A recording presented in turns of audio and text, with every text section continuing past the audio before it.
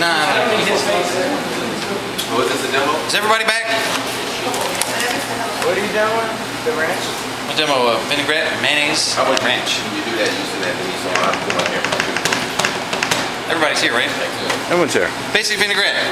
Basic ratio for vinaigrette is what? Who remembers? 3 to 1. 3 to 1, 3 what? 3 part vinegar, 3 part oil, 1 part 3 vinegar. oil. Very important. This can be adjusted dramatically based on your nutritional requirements, based on your flavor profile, etc., etc. So, if I have a half a cup of vinegar, how much oil do I need? 1 part oil, 1 part vinegar. All right. Take a close look. Red wine vinegar is perfect. See the oil breaking into globules like that? Remember I talked about how they emulsify milk? Spraying it at a wall? Same thing. Any kind of action will begin to start an emulsion. It had a little bit of emulsify quality. It's slowly breaking over time already, and you can see it. But this is its natural tendency, is for the oil to float on the liquid, whatever liquid it is. Now, if I whisk it up,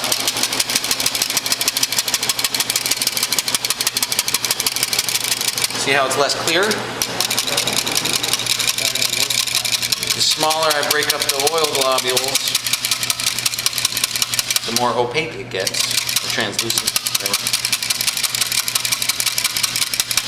I have an emulsified vinaigrette, albeit quite temporary.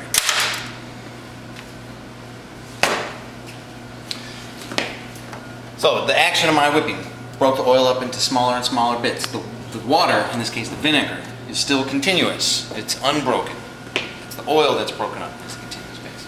The more I continue to whip, the smaller that oil will get, and the longer it will last. It should be breaking already just a little bit. You can start to see the vinegar at the bottom. Dig. So, my goal is to make that last as long as possible in my other emulsions. Also, if you notice, if you taste it right now, the viscosity has changed. It's thicker. Give you a different mouthfeel.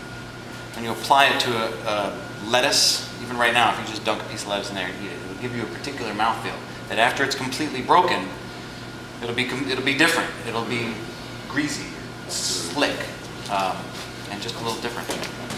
Also, well, we'll talk about lettuces at length as well, but do you know what makes lettuce wilt? Heat. Heat, one thing. Moisture. Moisture. And oil, more than anything. Oh, really? Actually. Oh, yeah.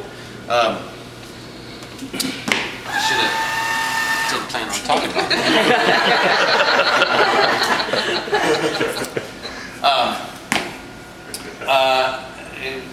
A leafy green, a leafy vegetable. The leaf itself is comprised of cells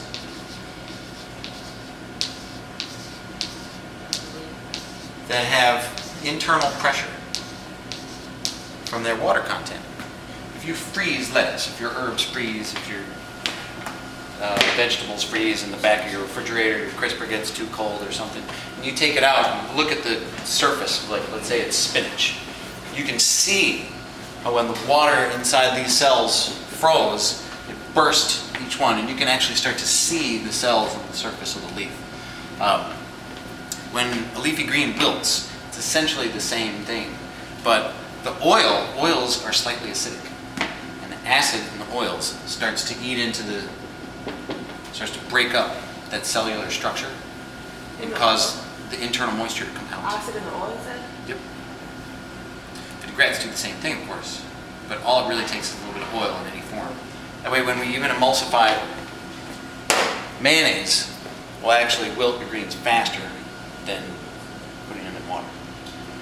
Water, all by itself, you'll see when we're washing greens, we're putting them completely submerged in cold water. Water can actually